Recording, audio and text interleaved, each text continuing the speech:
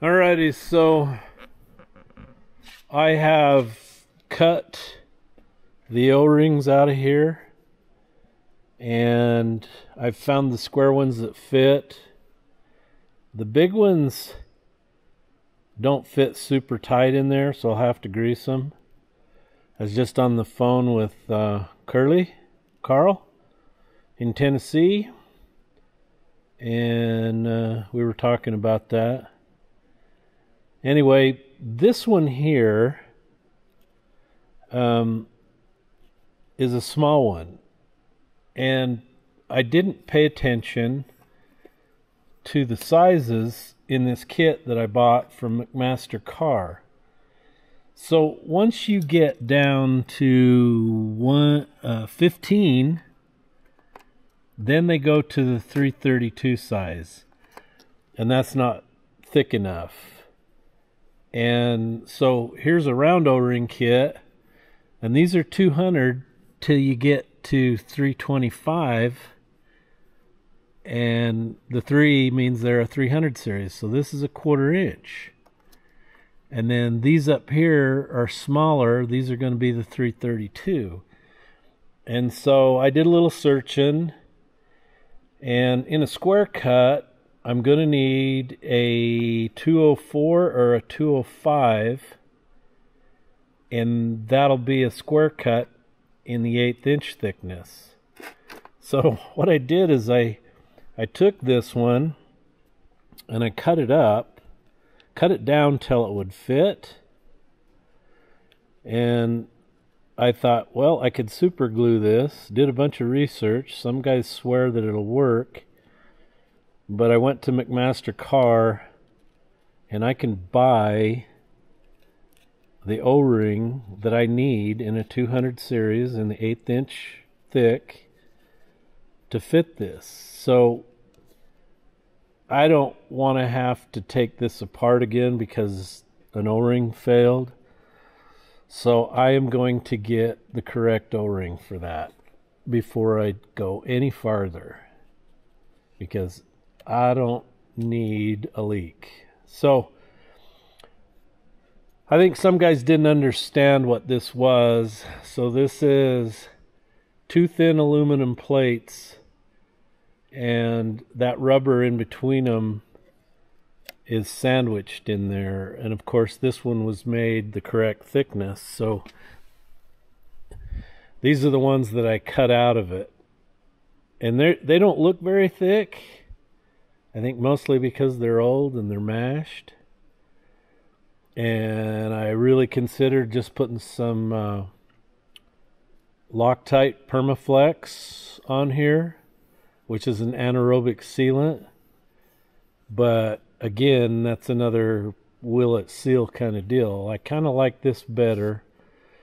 This plate is 86 thousandths thick, and these 1/8 inch O-rings are like 138. They're a little bit thicker than 1/8 inch, and so you get the proper compression on them so they'll seal. So I think I'm done for today until I can get the correct O-ring. Look at that. Now she's coming, turning easier. Come on, baby.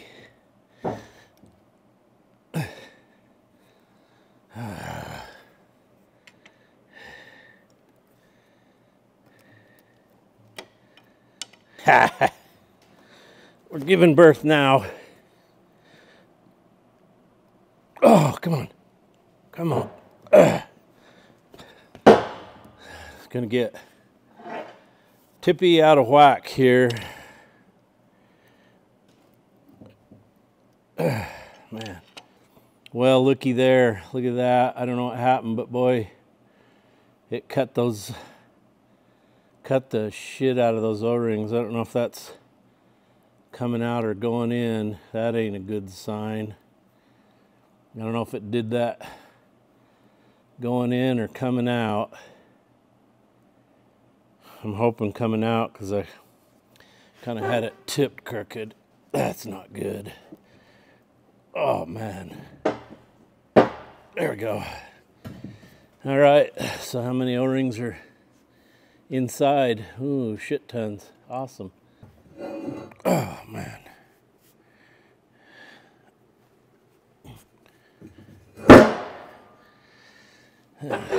Whoa. So the O-rings are laying in the bottom, so I'm assuming they came out, or it cut them pulling it out, because it got crooked the way I was taking it out. So I got two small pieces there. So those are intact. That one's there, that one's there, that one's there. It was just these last, it's just this one that cut, looks like. Oh wait, got one up here. There's another piece and another piece. It got all three of them. The last three.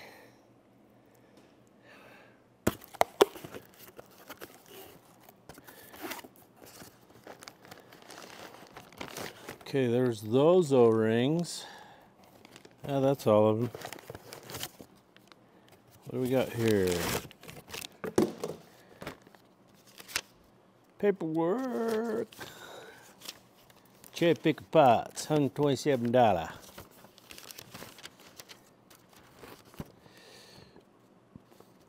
$4 a piece. Plus Louisiana tax. Little Louisiana tax on there, something else. Cherry picker pots. There's my credit card. Huh. Oh well. Doesn't have the security code on it. Doesn't have the number. Alright, so you've got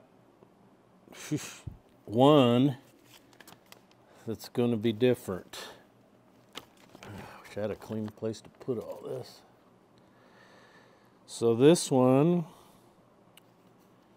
is the different one. So where does it go?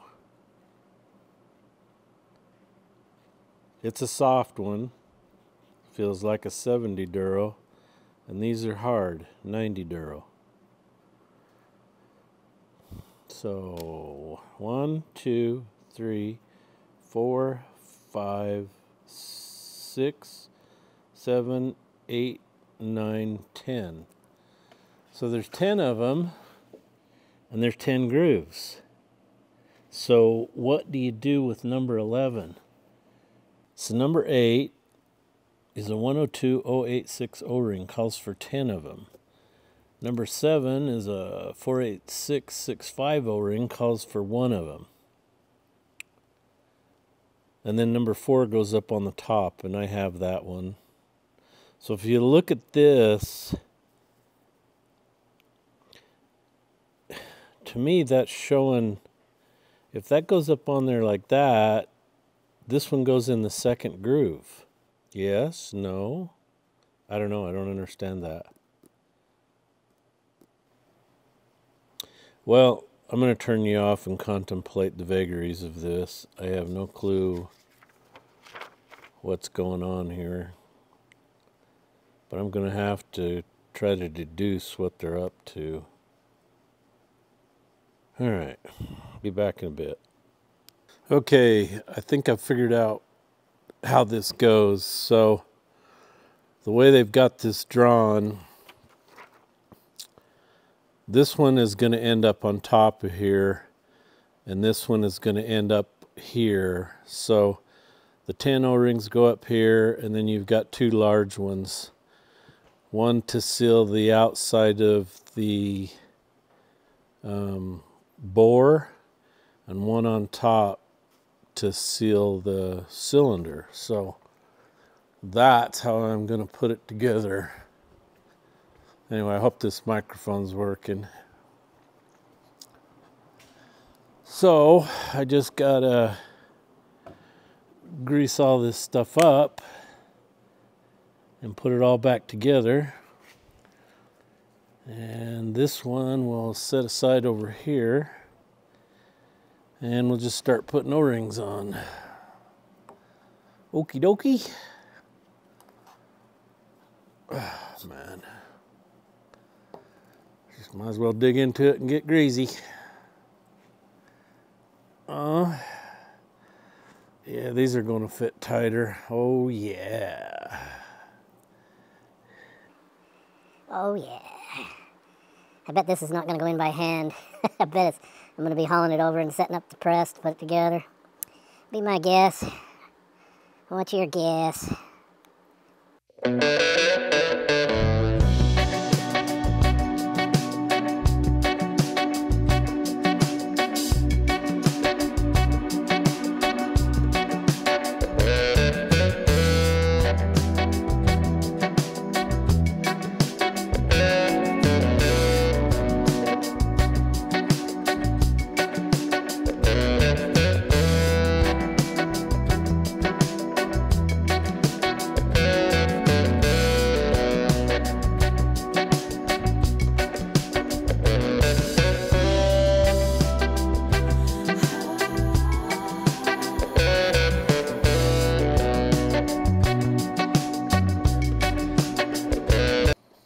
Okay, at this point, I should probably just get the press set up and put it in the press and assemble it. That's my thinking. I have to get this base oriented in there correctly, because once it's in, you're not going to turn it. And it's got to be turned correctly so you can bolt that cast iron block on the bottom. So I think that's what I need to do, is get the press ready, get this over in there, and get that oriented, and then I'll pick you up there when I start doing that. Okay, I need to find those marks.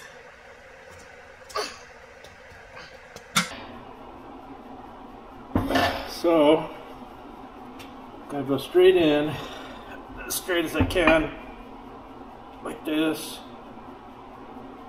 Oh God, Friday. Oh, there we go.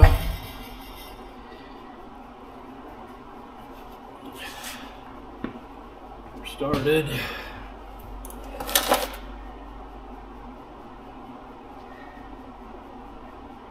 Okay, I don't see any rubber anywhere.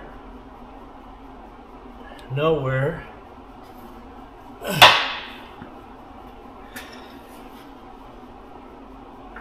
Did I get that? Okay, so this has got to get,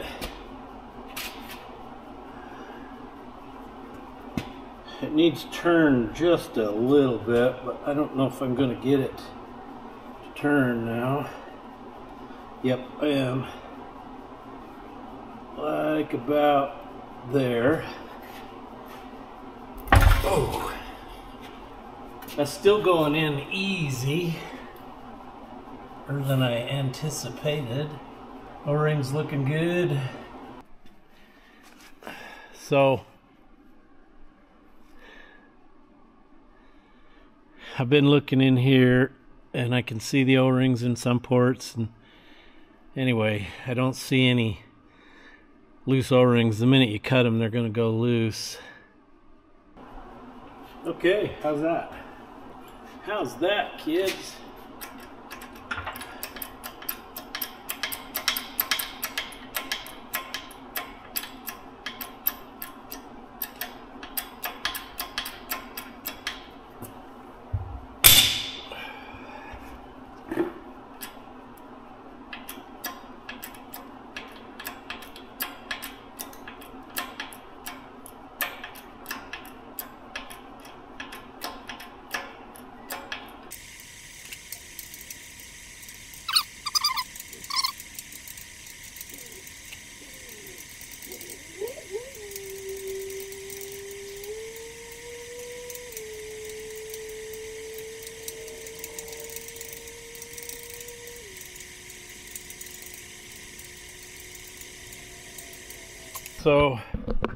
So far you can see in there, and there's an O-ring just starting on that gland, and you can see down through here, and you can see them as they travel from port to port. So far Everything looking good, man. Everything looking good.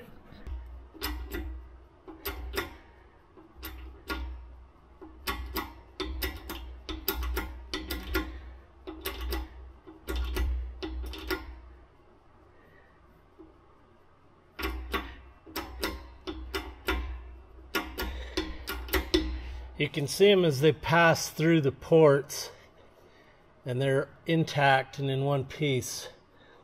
And if you cut them, they'd come loose, and you'd see the cut O-ring in the port, because that's where it's going to cut it. If it's going to cut it, it'd be in the port.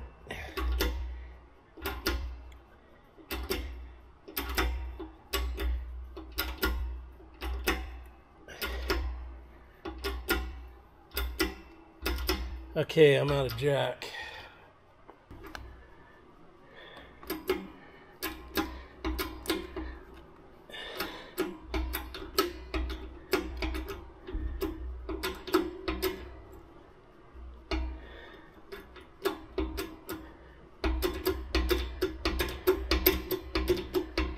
Okay, this is the final one where they all go into their ports and seal.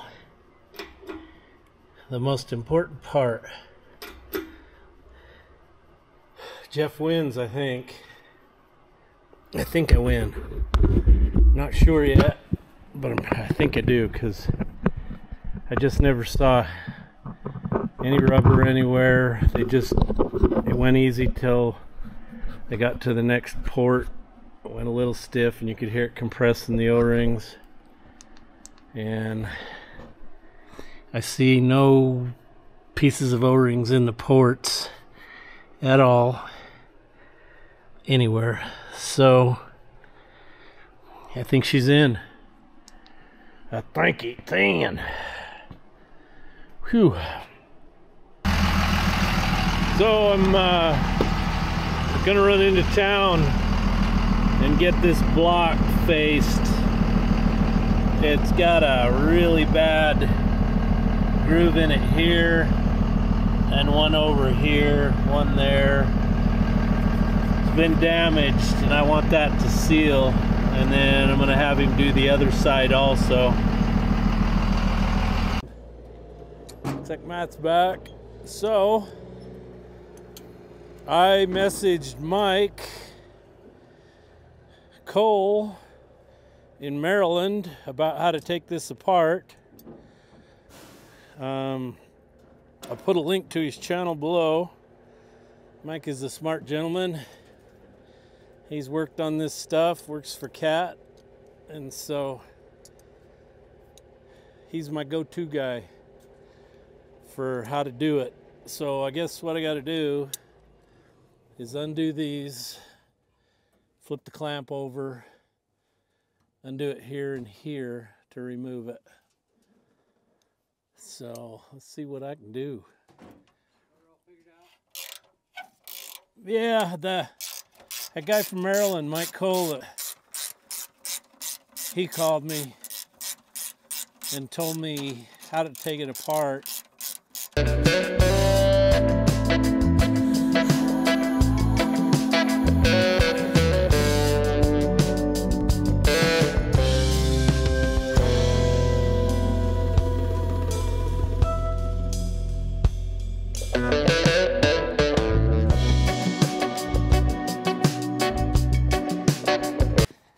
Okay, so these have clips and pins, so I'm assuming you can just take the clip out, get it out. Might need a screwdriver for this one.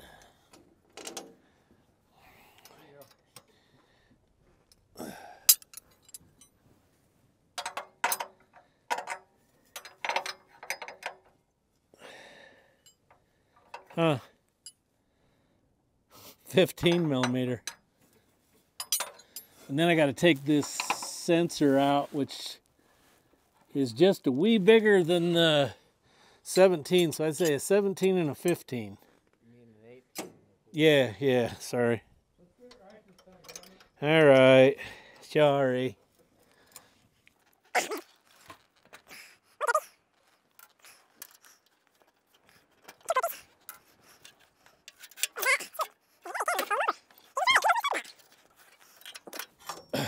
talking to myself, talking to the camera. Come on. This one don't want to move. Oh, there we go. All right.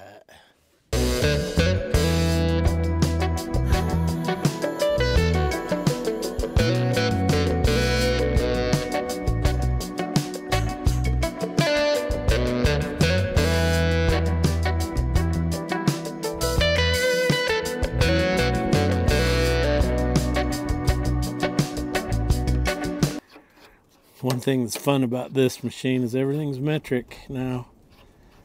So we're accumulating lots of metric tools, wrenches and sockets, ratchet wrenches, even metric screwdrivers. Woo, yeah, baby.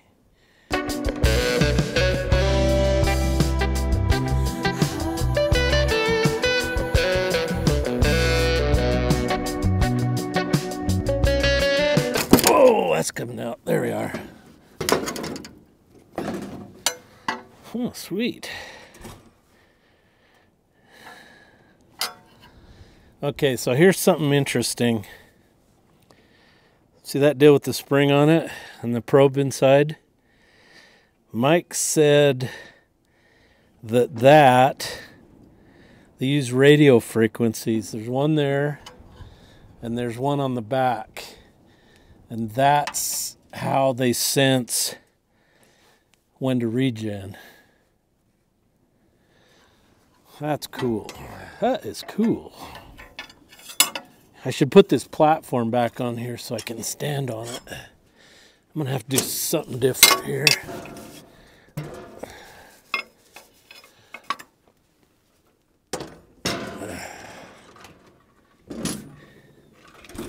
Hey, could you grab me a little bucket or something in there to put all these parts in?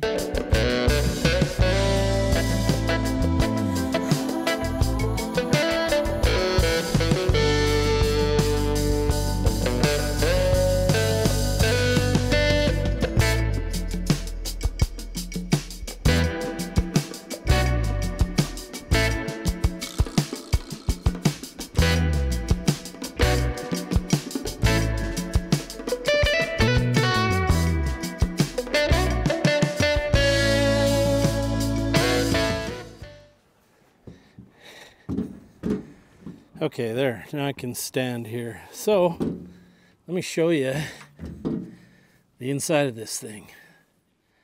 There it is in all its glory. It's quite clean, isn't it? Very clean. Can't wait to see what it looks like on the inside. So, let's get those other clamps off.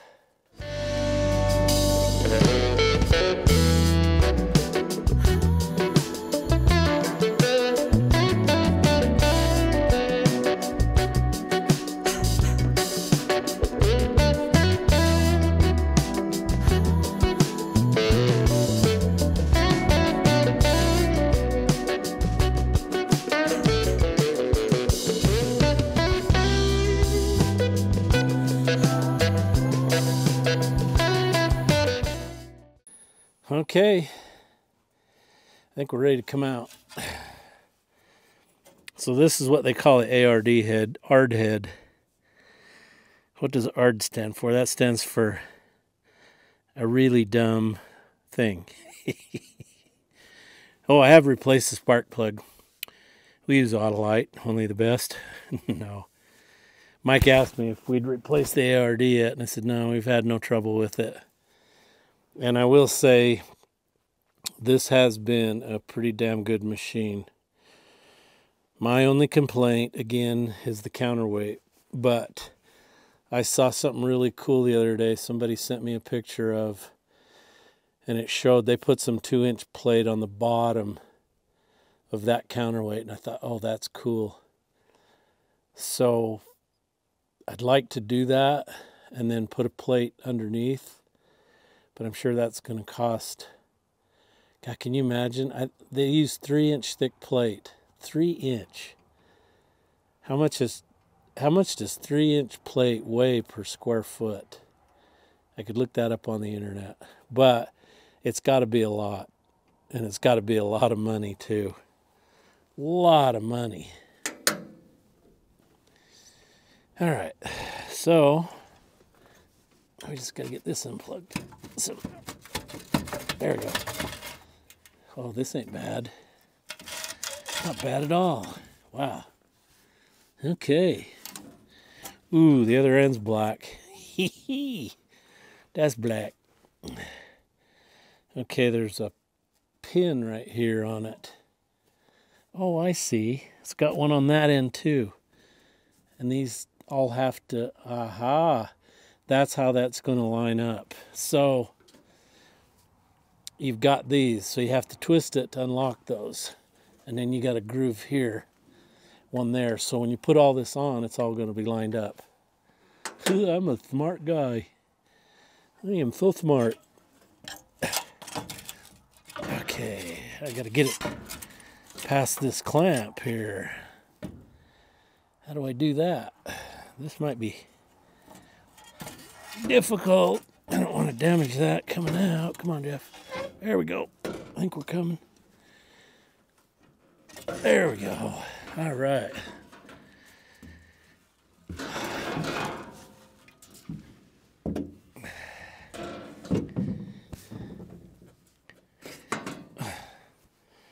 All right, there's the other end. So if you've never seen a video how these work, I think it was Gail Banks. They got a pretty good video on how these things work and how they trap the soot. And then when you do a regen, it burns that stuff up and it comes out as ash. And eventually the ash keeps building and building. So you got to get it cleaned. So I wonder if I take that down to my dealer and ask him if I could film any of that process. What would they say? Should we find out? I think we should find out. So that's the DOC. And that's like a kind of like a catalytic converter. Got a little bit of crap on it. I don't know. I didn't ask Mike if there's any maintenance to that. So when you delete these, all this goes. And this is your EGR cooler. So all that goes. This pipe disappears and gets plugged off. And then under there where the turbo is, there's a pipe that, what does that do? It comes off the, it's down there somewhere. Where is that? Oh, there it is. Right there. That goes over and goes back into the intake. So you got to get rid of that. That goes bye-bye. But anyway, they're getting it figured out. Baby steps, I guess. You know, once they can get the if they could get the injection pressures well over 35,000 psi, and the fuel starts to go in basically a gaseous form, you'll see a lot of these pollution devices go bye-bye. If you want to do some interesting reading, go Google green diesel. A guy named, what was his name? He's from Australia. Ron Kukler. It starts with a K. Ron Kukler. Anyway, he invented an injector that operates off the compression of the engine. So as the piston goes up, there's a piston inside the injector, and it uses that to inject the fuel, and then it uses those crystals. What do you call them? Piezo, whatever. And so you have no mechanical actuation of the injector. So it's electronics that trigger it and inject the fuel. And they said, depending on bore and stroke, you could get up to 180,000 psi injection pressure. And what they had done is they had taken like General Motors gas engines and converted them to diesel. And when you can inject diesel at super, super high pressures, you get rid of that uncontrolled detonation, that boom. And I don't believe his injector had multiple cycles like these newer electronic ones do, where they squirt a little bit of fuel in as the piston comes up to get a flame going, and then another one, and then the main one, and I think one more after. I don't know. I think there's like 4 to 5 injection events on one power stroke. Anyway, with his, it was just one, and that was it, from my understanding. But he had pictures on there of like a Series 60 they'd converted over. All the mechanical rocker arms and all that stuff was gone. And they claimed you'd get up to 30% more torque. Way more efficient use of diesel. Anyway, I don't know what happened. He ran out of money, couldn't get the thing going. And some other big outfit in Australia bought it. And to my knowledge, they've done absolutely nothing with it. All right, so I need to clean up my stuff. And it's kind of late in the day. I guess I could haul this down to Western. Maybe what I'll do is just call them right now and see how long it takes, blah, blah, blah. I think that's a good idea. Shall we start it up? See what it sounds like? It'd probably blow that other thing out. We don't want to do that, Jeff. All right. Let's go call him. Hey, Brandy, this is Jeff Anderson. Can I speak to someone in shop service?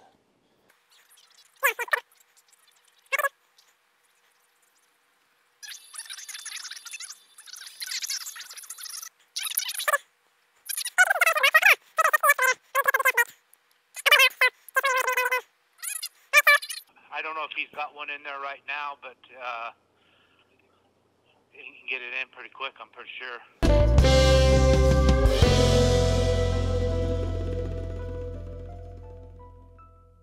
What is today? I think it is... God, I don't know what day it is. Is it Tuesday? I think it's Tuesday. Anyway, Mr. Griffey's out here. So I took the DPF filter down to my dealer, Western States Equipment, to get it cleaned. They said it takes a day, so we'll see when they call me back. If there's somebody else in front of me, then I gotta wait, or several people. So I did that, and then I have been reading a manual on this, but this particular manual tells me how to go inside the cab and use the monitor to enter a certain password that's set at the factory, not changeable. I can check diagnostic things, logged codes, all that stuff through that panel, the monitor. And one of the ways you do that, which I didn't know this, I'm going to show you this. So these soft keys right here, you can enter digits through this into the monitor. This is 1, 2, 3, 4, 5, 6, 7, 8, 9, 0. You can see the numbers on them. And you're going to use this. Hey, I'm not going anywhere. Calm down. So tomorrow I'm going to come out here and I'm going to see if I can get into here and enter the factory passcode and see if it's possible to reset the DPF clean interval, because I can go in and I can set the service intervals and I can reset the service intervals for like oil change and stuff like that. So I don't see why I can't reset the DPF. Somebody might straighten me out on that, but I'm going to see what I can and can't do in there, because I find that very interesting. So I'm going to do that, and then if I can't do that, I'm going to bust out the laptop and see if I can access it. Worst case, I got to have my dealer come and do it. Tomorrow, Wednesday, yeah, today's Tuesday, ain't it, Griff? Tomorrow, my O-ring for the crane will be here, and I can get putting that together. So I know this is going to be a lengthy video, but lots of information in here. So anyway, I'm just busy all the time. So it's time to go in and work on a video, maybe read some more of that manual, and call it a day. It's been a beautiful day. Pretty chilly, but beautiful.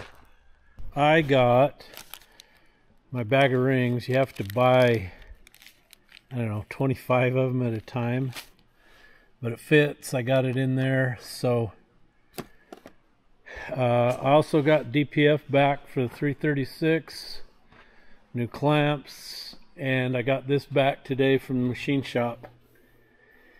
Got both sides done. So I'm really not worried about that sealing anymore. I'm ready to go together. So I think first thing I'll do is get putting the DPF back on. Oh, and I cleared the service code by myself, without any help from anybody. I am so proud of myself. I did it. Okay, that goes in there. Okay, flow. Still not getting it in there. Should go in easy peasy Japanesey. That's what it should do. There we go. You just gotta wiggle it right. Bingo. Now we're in. Okay, we gotta get the clamp on it. There we go. Oh, get her on.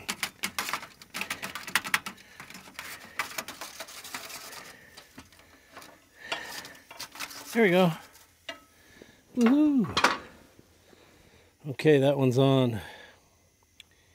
Now, I suppose I should probably snug that up. Looks like we're in the grooves, so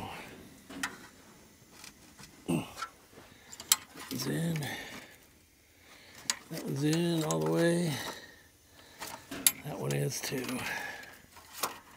Okay. So now, tighten these up.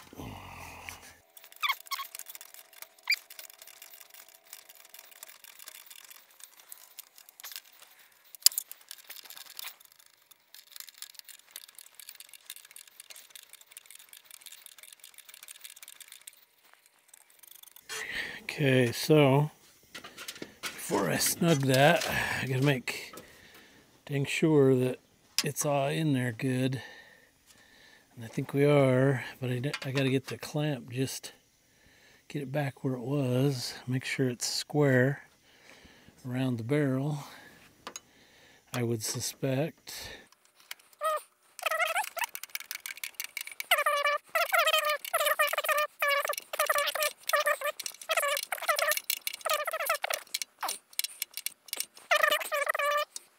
So here's an old clamp.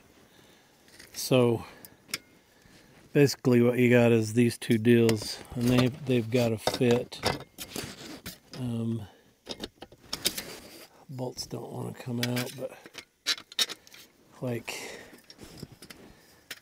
that, they go together in there. And you can see the black that was leaking up in here. So it's just really this that seals it. Stainless on stainless. $50 says I could have used these, cleaned them up and used them again. Have no idea what those cost me, but I bet it was a lot of money.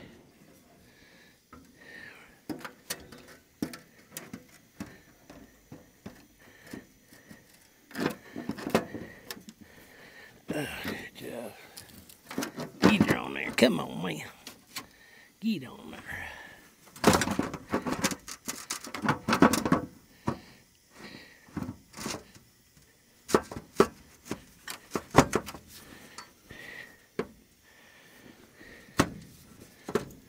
Voila. It's in there. Yeah. I went down to Jake's and she saw the doggies. Saw Greg. He's down there working. And I saw Jane. Talked to her and she's just smiling like crazy at Jane. Oh, really? She felt safe in her car seat, you know. Took her out. Boy, she didn't like that.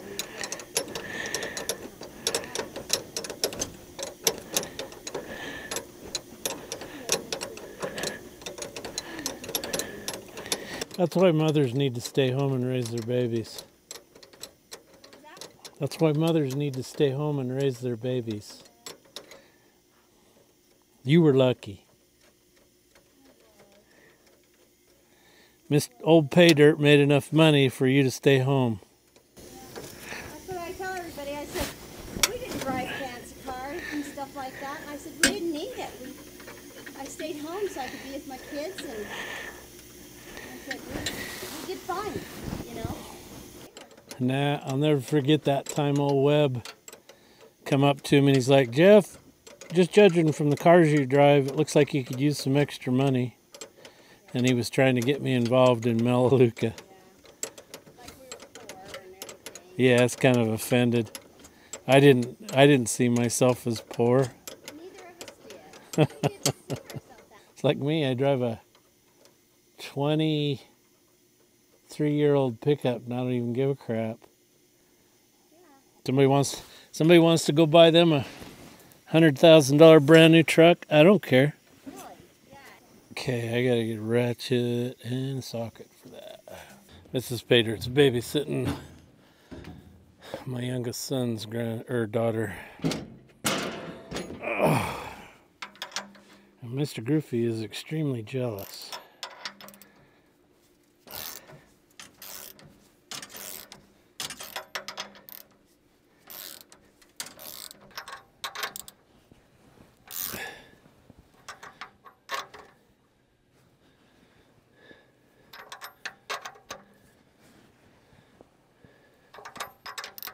It's here.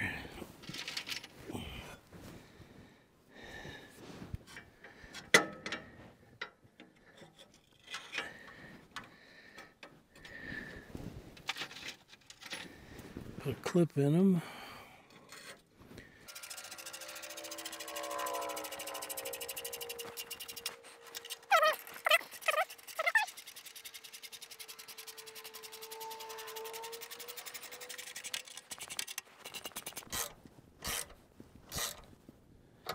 Probably good enough. Okay, I think we could actually start this and see what we got.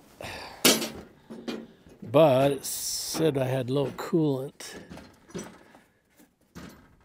so I need to put coolant in. Come on, man.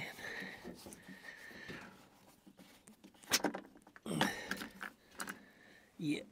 Need some of the good stuff. All right, kids, you ready?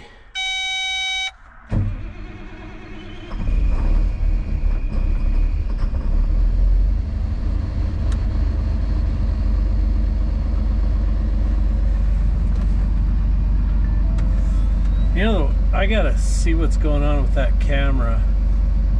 So I got rid of the flashy light. I cleared it. Jeff effing wins. Looks like we got 332 hours on it. Hydraulic oil 2628, due for a change at 3000. Whoa. Looks like we're due for final drive change. Swing drive oil, we've got oil for that. Fuel water separator. You know, some of these have been done. You just have to reset it. So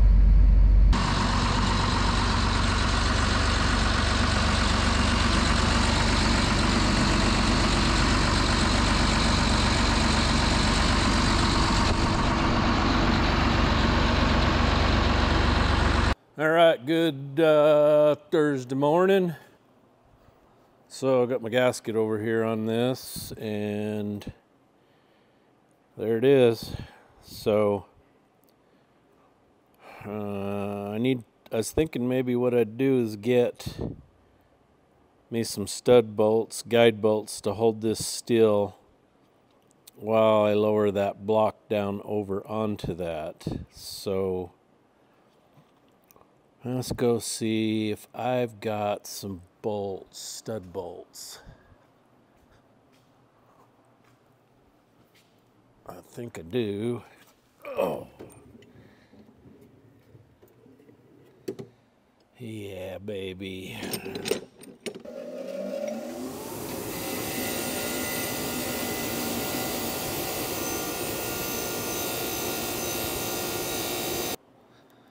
Okay, it can only go on one way. And there's that hole, so it's got to go on like this. Just like that.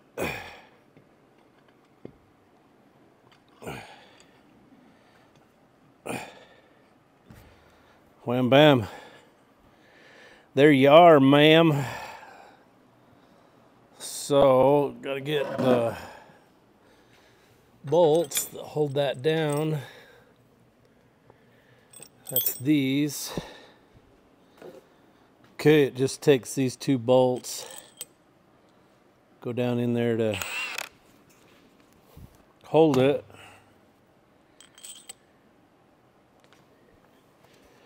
And just clear down to one.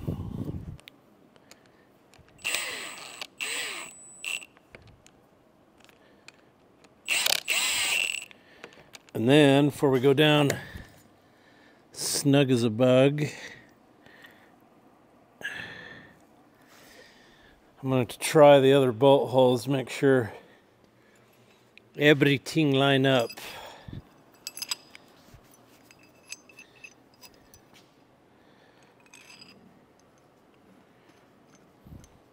Oh yeah. Oh yeah. So we had to take 5/1000ths off one side and 4 off the other. The center didn't clean up, but that doesn't matter. It cleaned up around the portholes. And that, my kids, is a 32 finish, is what they call that in the machine world. A 32 finish.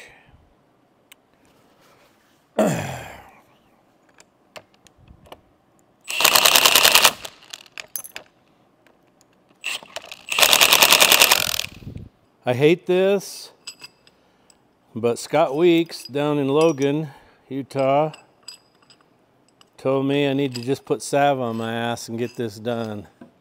So Scott, I'm pouring salve on my ass today. Hate to admit it, but Jeff's putting salve on his ass, getting ready for this. All right, so now I got to get this laid on its side. We'll put a bolt in your ass. It's the American way. I'm going to put this paper towel back up on here. Come on, baby. There we go.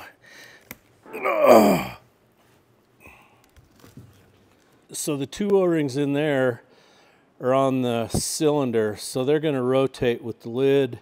It's not going to wear them. This one's got to be on the outside under here like that, and it just seals the crap from getting under there.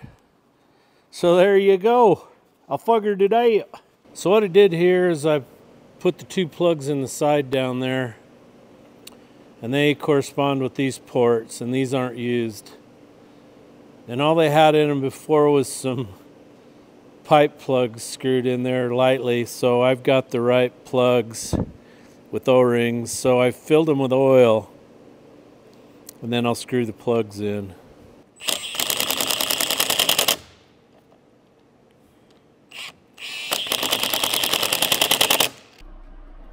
Alright, so I went and got some tape, and I double taped the bottom, taped the top off.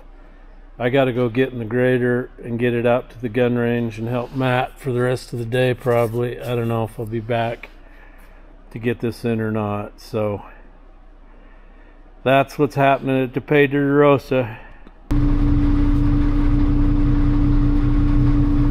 Alright, so I'm out here doing something I shouldn't be doing. This is a county road. Matt's hauling gravel up here to the gun range.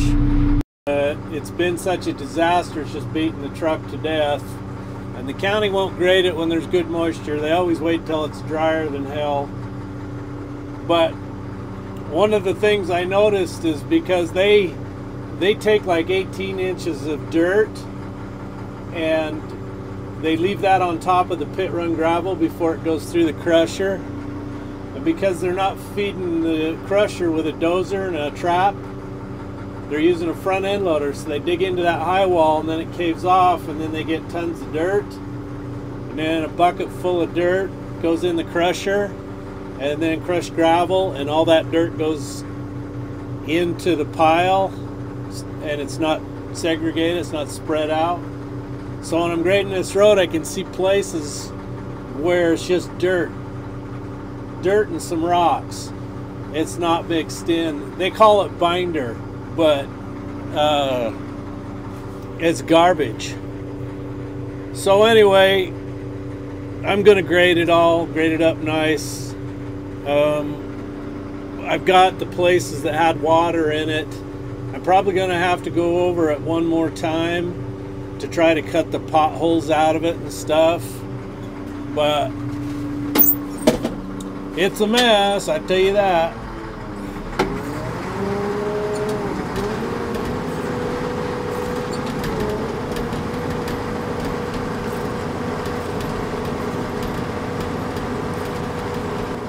You probably can't see it from the camera, but I can see the places where the dirt's in it and it's not mixed in. It's just slivers of dirt.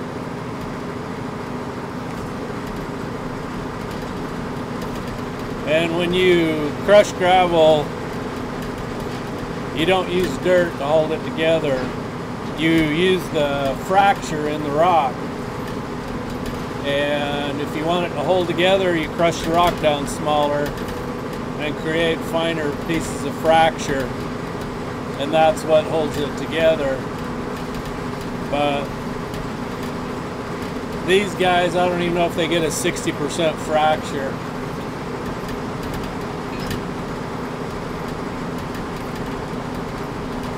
So when it gets wet, it gets extremely muddy. And there's places it doesn't have much of a crown in it. Right now, right here, I got 3%, but there's places where it's dead flat. So through here, you can see the water puddles in it. And this is why I got to go over it again, is to try to cut those down to the bottom. Get that water and that crap out of there, mixed around, dried out a little bit. It ain't gonna dry much today. And then get this all done. And if every time Matt comes in, he'll split his tracks to get it packed down. If you don't get it packed down and then you get a bunch more rain, it's really gonna turn into a mess. So I'd probably get in trouble for doing this, but I don't care. I think if we called the county and asked them to do it, they'd say, no, it's too wet. Say, no, it's just right, dudes, let's go. But anyway, because of all this dirt they put in the 3/4, now you've got expandable material in here. So at some point, let's say they decide to pave this out to the gun range, because the gun range is getting quite large. And they're getting a lot of members, and so if they cried to the commissioners to get it paved, they could probably get it paved. But the problem with that is now you're putting pavement on expandable soils, and then when it gets cold and freezes, it's going to heave the asphalt, crack it, then the water goes down the cracks, then it freezes again, heaves it even more. It's just a crappy way to do it. And so not only are they pushing dirt or running dirt through the crusher, but their pit run gravel, the base material that would go under this, is also full of dirt because it comes from the same place, and they don't strip the dirt off. So it's just bad all the way down, and what are you going to do? It'd be cost prohibitive to come in, tear all the gravel out and get rid of it, and then come back in with good clean material. And this is why we need a highway district. Your children and grandchildren and great-great-grandchildren are going to be paying for this mess. So there's places like right in here where they have good drainage because it's so steep. It isn't that bad, but down here in the bottom it was full of potholes because there's not enough crown to run the water off. So it lays in the middle and won't drain. So I'm going to try to put a pretty good crown in it on my last pass. 3% is bare minimum. Oh, and then I got a truck up here and a lowboy that's parked in the middle of the road I'm having to go around. This right here is another spot, doesn't have any drainage. So it's a mud hole.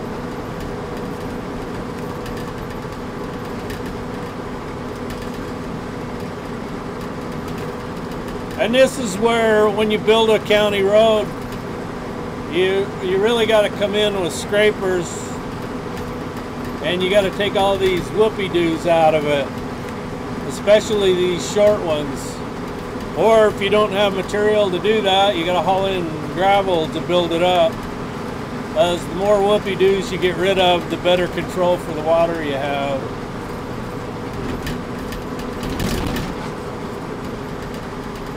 And on some of these high spots, like back there, I was banging lava rock.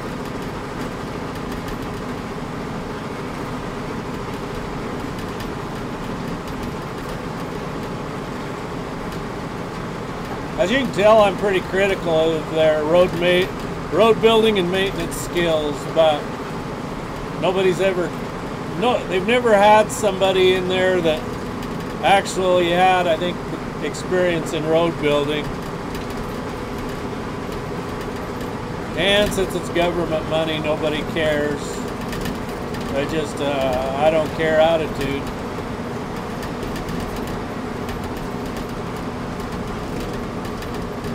I know some of the guys that work there care, but they can't do anything. If they bitch and complain, they'll get rid of them. It's actually starting to dry it a little bit, all this wind.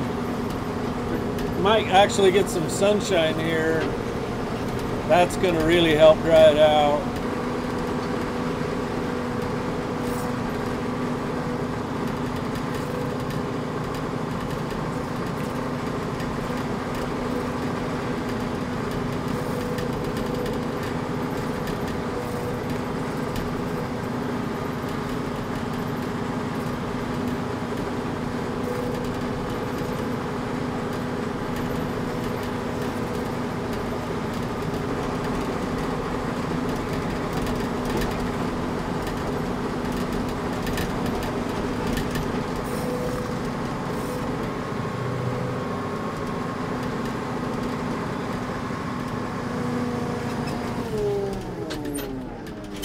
Alright, time to turn around and go back again. Alright, so we got high soot load on the DPF according to the computer. And your DPF is inside this box. And so I'm going to take the top off and pull the spark plug. It's probably a waste of time, but this thing had 127 events of a code 590-9 engine control module abnormal update rate. I don't know if that has anything to do with it or not, but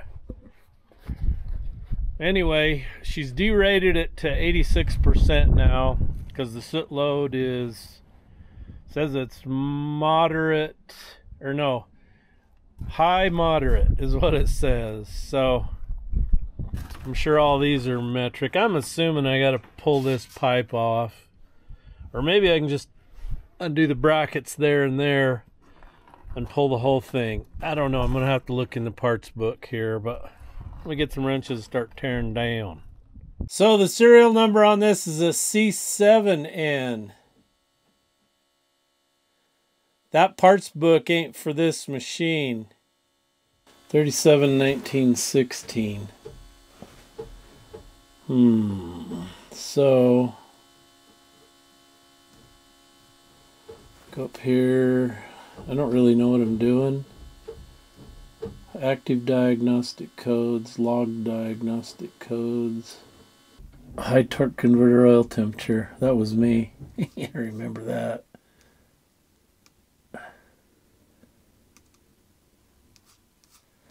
Want to clear the code? Yeah. Because if I could get rid of all the codes, we could try to force regen it again.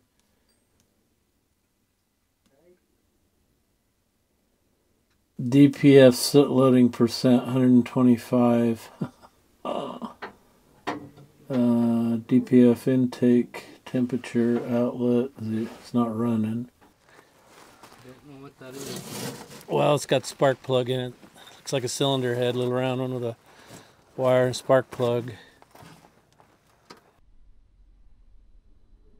So we have discovered that the parts books, our serial number is a C7N, and the parts book are for a complete different one. Anyway, this has a passive regen system. That's why we can't make it regen. We had the wrong books for it. What do you do with a passive regen? Put a new filter in? Probably what he's going to have to do.